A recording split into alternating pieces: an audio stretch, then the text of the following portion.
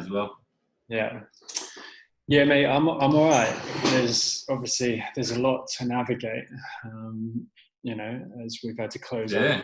our doors and go to online.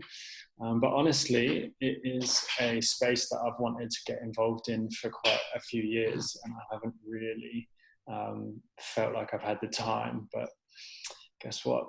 I do now. Time out. Yeah, it's what's sort of forcing the evolution a little bit, pushing a bit of pressure. Yeah, that's exactly right. It's, I was writing this down the other day with my business partner, put out an article that I was reading by a guy called Charles Eisenstein, and he was like, the coronavirus is a bit like a drug intervention to force you into isolation and decompression and all of that. And it is a bit like that, right? Like you really. Yeah. And I spent the first week like running around like a headless chicken trying to fix everything. And then I sat down and I was just like, this is unfixable. Like, what are you doing? Like, you can't stop the world spinning. So just sit back and recalibrate and figure out what it is that's going to be most productive. And it's just about how long you want to bury your head in the sand. Right. You know?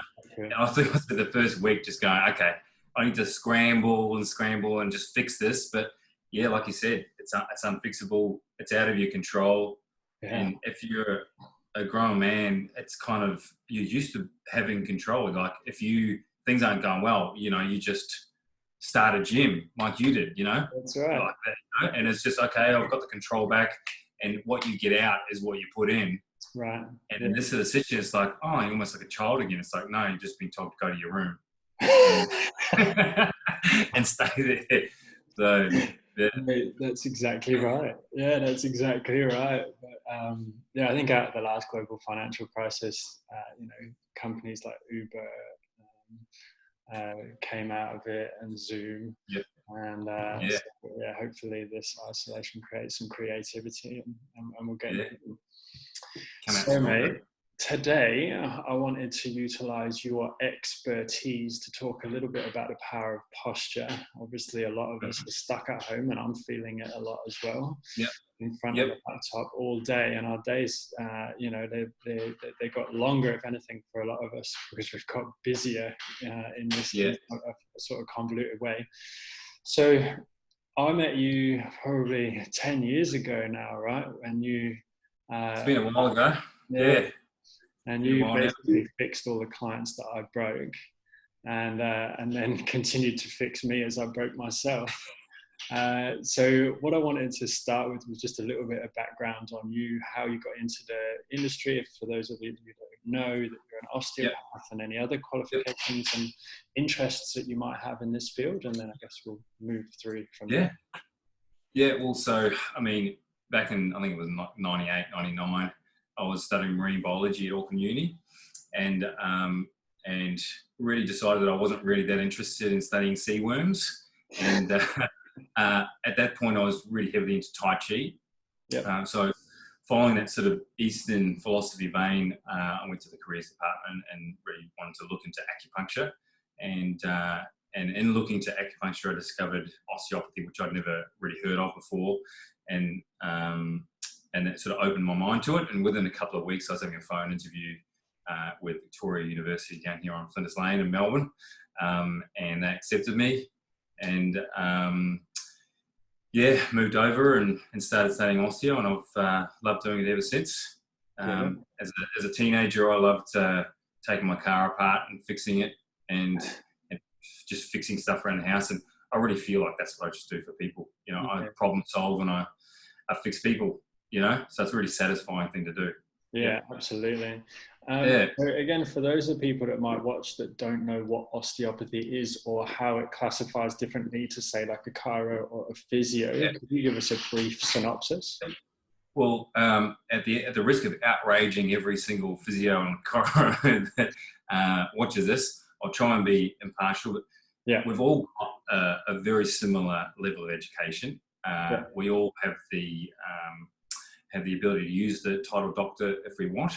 Physios are now graduating with the title doctor from Melbourne Uni, and chiros and osteos, if they want. That personally, I think it's a little bit confusing for people to know what medical doctors are and what other doctors are, and it sort of just makes things grey. But anyway, it is what it is. So we're all similar in our level of education, all tertiary qualified at university.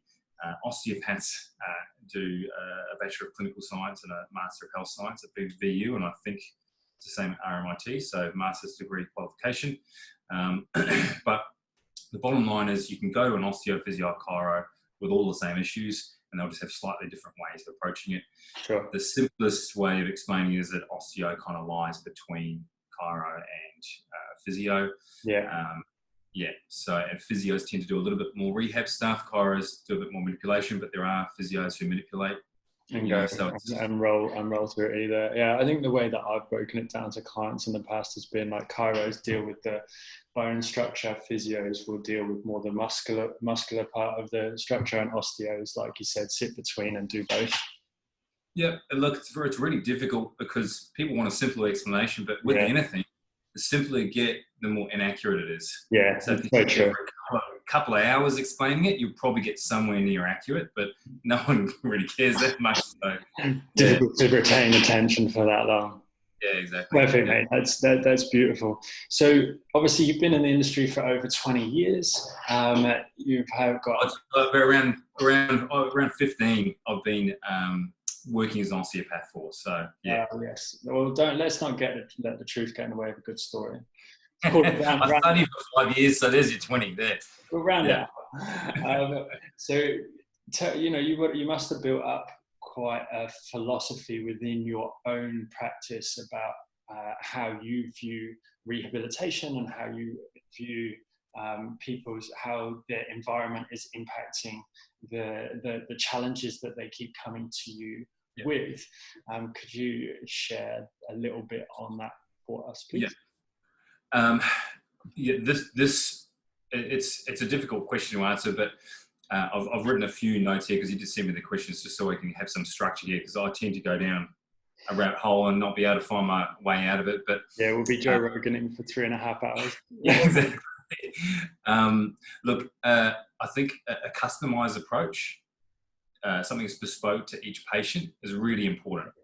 Trying to just squeeze a square peg through a round hole is just not going to work. So really knowing, enough about the person to react to them, and that's why I think, So that's why what you do with your clients is going to work better than them just going online and just downloading a whole lot of videos. Yeah, I actually put a post out about this yesterday. And then this is why they'll come to me because they've just done something. I tried to do this challenge online. Squat 150 kilograms. Right. And then they come to me, and I'm like, no, maybe go and see Duncan. You got to start. It's going to be a customized approach. It's also going to be realistic. There's 1,000 things that you should do, but what are you going to do? Realistically. So, if someone hates the pool, there's no point in setting them up with a pool rehab program. It's just stupid. So, and just take it a step at a time. Just give them one thing to do, and then building on that.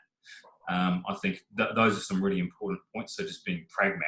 I'd say I'm a pragmatic practitioner after all these years. I think you're looking at people's adherence levels, right? Like you're basically saying that for the individual, I need to cater for them and what it is that they are going to stick to and enjoy and follow the process. Because if I just take a cookie cutter model, that might work for 10% of people at best.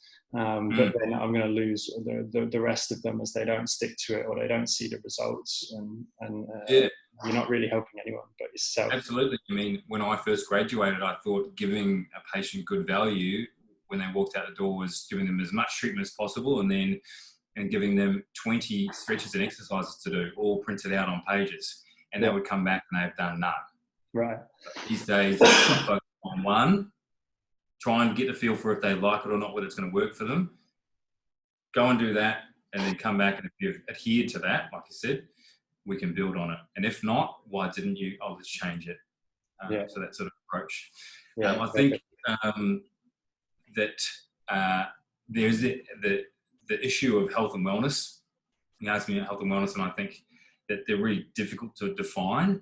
I mean, a lot of people don't think about it, and they think that, you know, just training for triathlons or just working yourself as hard as you can is to be the healthiest version of yourself. Yeah. And I think I both know that that's not true. You know, to just maintain that intense exercise program, I would not say that's healthy. Now, that's, I would consider sport, and that's its own thing.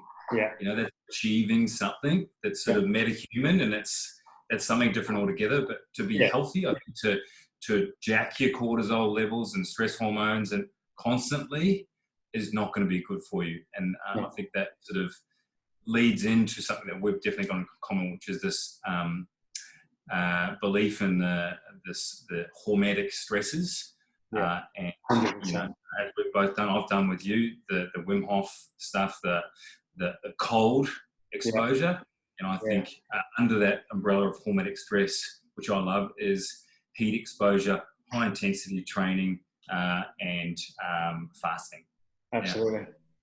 And doing a little bit of that stress really helps to spike the stress hormones, but then create a rebound, lowering in them. And that sort of ebb and flow, like the tides, is I think a much more approach than just constantly. You're creating resilience. Yeah, you're just constantly creating resilience. It's like having, there's two different analogies using an army, whereby you're either constantly using your army and consistently training it, or you're underusing it and you're never training it whatsoever. And the hormetic stresses that you're talking about is just like, we train, we recover, we train, we recover. And that's what that's exactly what we're trying to go with. And I think also that idea of doing everything with an intention behind it. So you mentioned how people just don't really think about it too much, and that's it. It's not having a presence and awareness or a consciousness behind what it is that you're actually intending to do, whether that be exercise or recovery or breath work or ice bath. It's like if you understand your body, yourself, and your purpose behind what it is that you're trying to achieve, it's a much more powerful. It's not to say that you won't get results doing it a different way, but it's much more powerful, much more long-term, and much more habitual to actually be able to, understand and value that process and intention. I think that's perfect, mate. Exactly right. I think it's really interesting. I love asking my patients when I first meet them, once I've asked them what exercise they do, just asking them why they do it. Yeah. And just like, it's like a deer in the headlights, you know? Right. What do you mean? Why? Because it's like, why wouldn't I go and run 10Ks, 4 times a week? Like, that's just what you do. It's like, well, no, it's not what everyone does, you know? And I think, well, that's what I've got to do to stay healthy. It's like, well, if you want to be healthy, there's lots of different ways to be healthy, you know? So, and then if the answer is, look, I just love running, I've got a passion for it. It's like, well, great. I think that's more of a reason to integrate it than, that's just what you do to be healthy, because I think, if you really love going and playing AFL and bashing yourself up and getting injured, do it. Yeah. But if you're just doing it to be healthy, I think that's where I'd be questioning it. I have the same theory with CrossFit.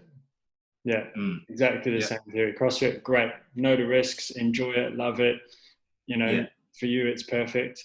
But if you're not understanding it, if you're not doing it with proper intention, then it's toxic. Perfect. Yeah, that proper intention is really important. That I now classify CrossFit as a sport. Yeah, I agree. Not as just exercise, training at the gym. It's a sport. Now, if you decide to go and play AFL, it's inherent. You're gonna hurt yourself. Whereas if you get fit to play AFL, you should be fine. You can have a better result. So that word is really, really a smart word to use. The intention behind it and realizing that it's a sport or it's a game. Yeah, it's enjoyable. Yeah. It's not something, if you sit at a desk for 9 hours a day and are sedentary most of your life, that you can just go and pick up. It's like, okay, I'm going to go play rugby this weekend with the first. Like, okay, good luck. I want to get fit. I'm going to rugby union. All right. I Now, know. I know we are. I know with this question, it's a bit of a Hollywood question, and it's designed to instead an answer that actually it is simplifying a very complicated thing. So we probably want to preface that before we go into this discussion, because there is no one problem or one solution.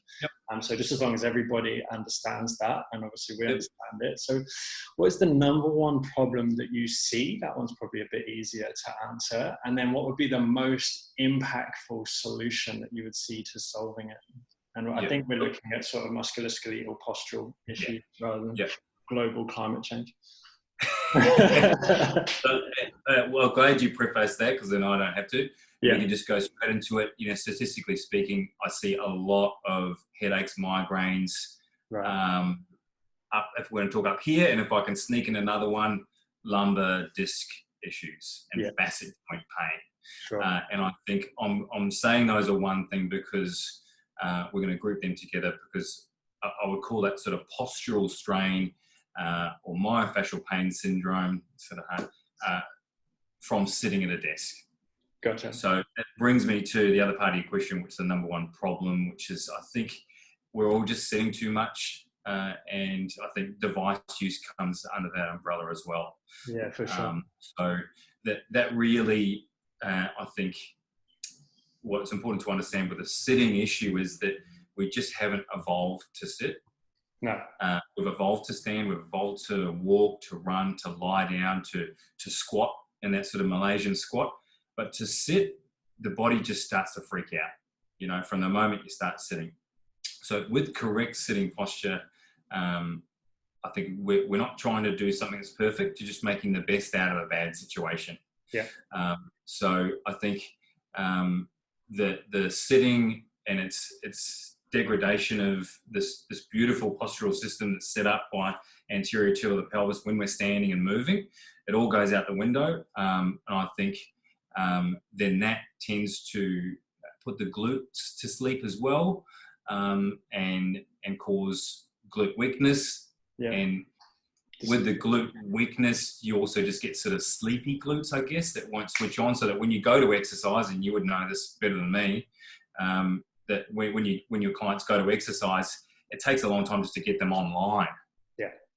And get that neural connection. I think they call it. And it's that mind to muscle connection, and you see it most often with glutes. I see it most often with glutes. So I mean, to oversimplify, because I think gluteal strengthening, which you could advise people much better on than me, would be a great thing for people to do, because I think it's part of the question.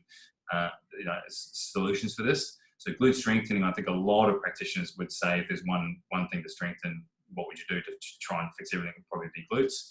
But so I'll leave the strengthening side to you. But as far as posture goes, if I could just do some simple, give some simple advice for setting yourself up, I think that desk ergonomics can get overcomplicated.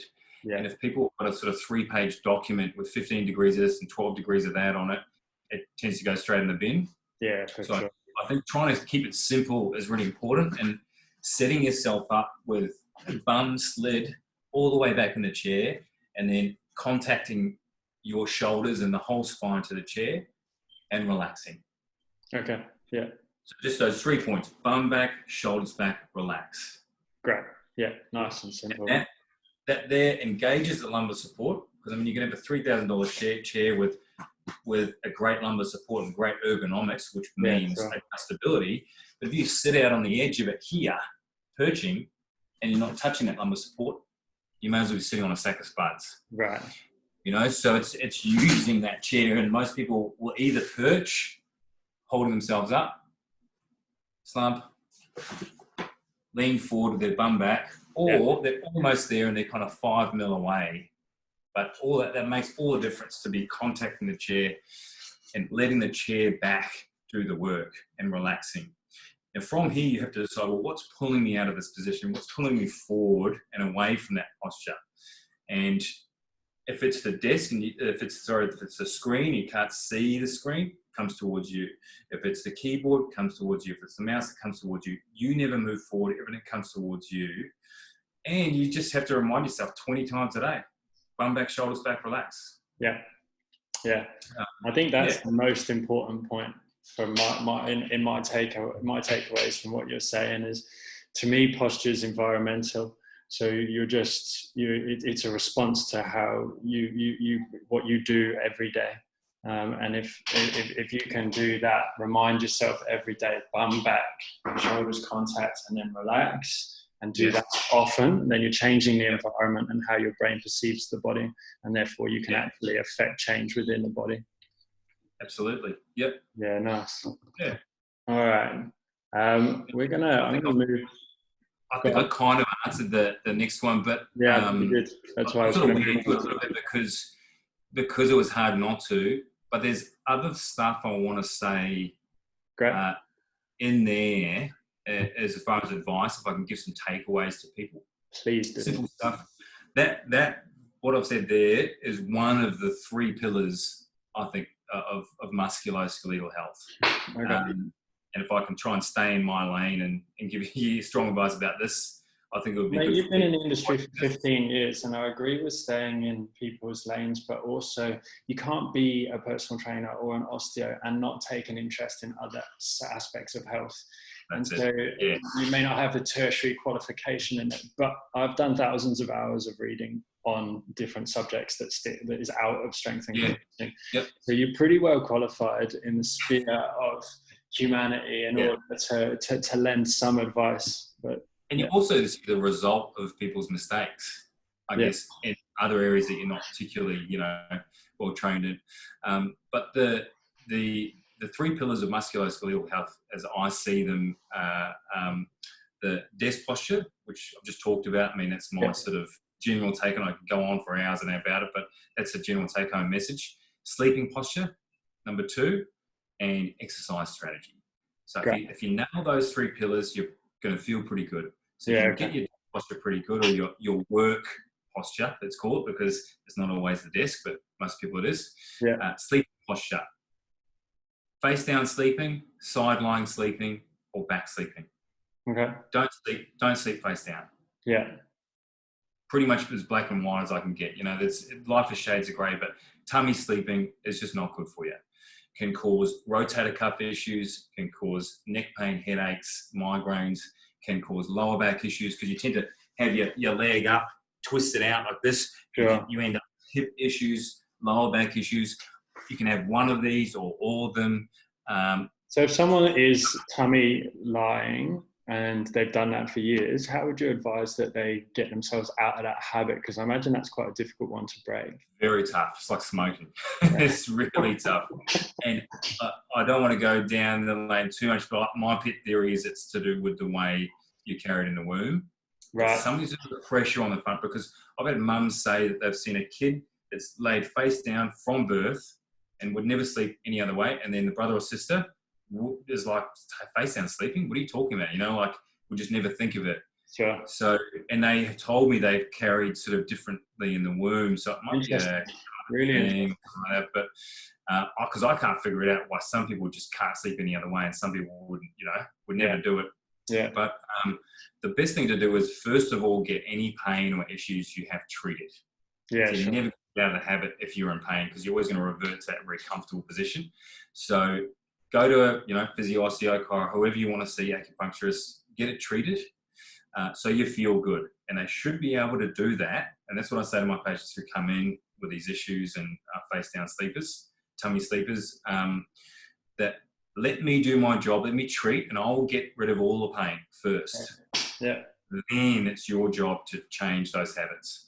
And once you're out of pain, it's much easier to make a difference. Now, you have to decide, do you want to go back or do you want to go side? Sure. There's only really 2 options. If you want to go supine on your back, you can have no pillow, flat pillow. It doesn't really matter all that much. Yeah, whatever you go side, especially like yourself, if you've got broader shoulders, if you're on your side, the pillow is much more important. It's got to fill that gap between your head and the bed. Right. Otherwise, the spine's not going to be in neutral. It's going to be, be like flat or too big. And it's going to be pinched on one side or the other. If it's flat, which most tummy sleepers pillows are, Yeah. You're going to try and put your arm under it. Once your humerus gets above that 90 degrees, you start hurting the rotator cuff, causing impingement. 8 hours. Yeah. Yeah, you know, doing this stuff night after night. So the pillow is much more important if you want to go side. Now, if you do go side, you've got to tuck the pillow under the nape of your neck. And then I would get those big European pillows, those big square ones that you usually chuck off the bed. One here and then hugging it, and then one between your knees or under the top knee. You just want pregnancy pillows, mate. Yeah. That's what you need. That's all you need in life. Yes. Yeah. The pregnancy pillows are great because they just support you in that position. Yeah. Now, you don't always need them, but if you're sort of once a tummy sleeper, always a tummy sleeper, you always want to kind of revert. Yeah. So you just got to watch yourself and just trust in the process. You know, a lot of people I find, once they've talked about it, they just make that mental connection. They wake up in the middle of the night, their shoulders throbbing, or they've got numb arm because they've got ulnar tunnel syndrome, or they've got a headachy type feeling. Yeah. And they just connect the two. They go, I'm sleeping face down and I feel these symptoms. So the connection, as opposed to waking up and just going, I feel sorry for myself, and then going straight back to that tummy sleeping position. So sometimes just a connection is enough to break that habit. So wake up in the middle of the night, sore, and then move. Yeah, okay, great. Yeah. I think that's really powerful. I think that's really, really powerful, because I know a lot of people that wake up in the morning and they're sore, go through the day and they're not so bad, and it's got to be the way that they're sleeping, right? Yeah. Awesome. Yeah. Keep the arms down and staying in that sort of nice neutral position to rest all the tissues. The sort of third pillar, I think, of good musculoskeletal health is the exercise strategy. And to go out of my lane, if you want me to go in my lane a little bit, I do. I really acknowledge a diet analogy. Well, first of all, sort of saying that really the gold standard is to be strong and long. Yeah. Strength with flexibility. No, so without, so aligned. I don't want to. Yeah, and look, and you can apply that to anything. So you don't have to say, well, yoga is the only way, because if you just look at the fundamentals of yoga, strength with flexibility, well, Pilates also has that. Animal flow also has that. Yeah. All these other approaches that work tend to have these fundamentals of just being strong and long. Yeah. And I think even having that sort of, and there's different balances. Like maybe some people are more flexible and could do with a bit more strengthening work. Yeah. Some people are more sort of jet pilot neck kind of people, and they need a bit more flexibility work. So you can play with it. These are just sort of the basic patterns. To do a massive generalization, you'd say that it would be men need more mobility work and women need more strength work. And I'm not going to both need. I'm not going to But if you want to take it to a massive generalization, the older men get, the more stiff and like wound up we get, the more we could do with some yoga or some animal flow or some Pilates. Absolutely.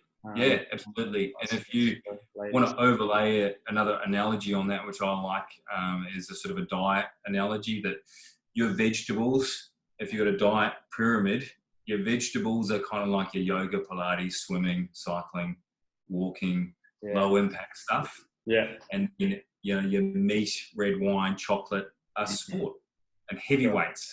Yeah. And you can eat chocolate, but you can't just eat chocolate. And I think any diet approach would agree with that you need some sort of balance. Maybe not the carnivores, they'd probably they'd disagree with me, but that if you have that general approach, you need a base of what I would call boring exercise. Yeah. Then you can do the fun stuff, Yeah, exactly. So you can need that balance though. Yeah. It does. Yeah. I think we all do. Nice, mate. Well, I think we'll probably wrap that up there. Cool. Because I think we've got the meat and nuts of what we wanted to get out of this, which was advice for people, and the rest of it's probably general discussion, but I'm conscious that we don't want to take up too much of your time. So mate, I'm always here. We can always dip back into it. Yeah, that would be good. No, that would be great. Some sort of video series would be good. So if anybody wanted to find you, where could they find you? So I'm in Carlton. My practice is Carlton Sports and Spinal, carltonspinal.com.au, just opposite the Carlton Gardens, which you can see behind me. Lovely. Yeah. I've also got a business at Fitness First in the city, which is closed at the moment because of COVID-19. But our business is called Biogen, and it's photobiomodulation and vitamin supplementation for sports recovery and health optimization. So those are my two touch points for people. If anyone's got any questions about anything that I've said, shoot me an email, inquiries@carltonspinal.com.au. I'm happy to help anyone out. Perfect. Thanks, brother. I'll stop recording. Give me 2 seconds.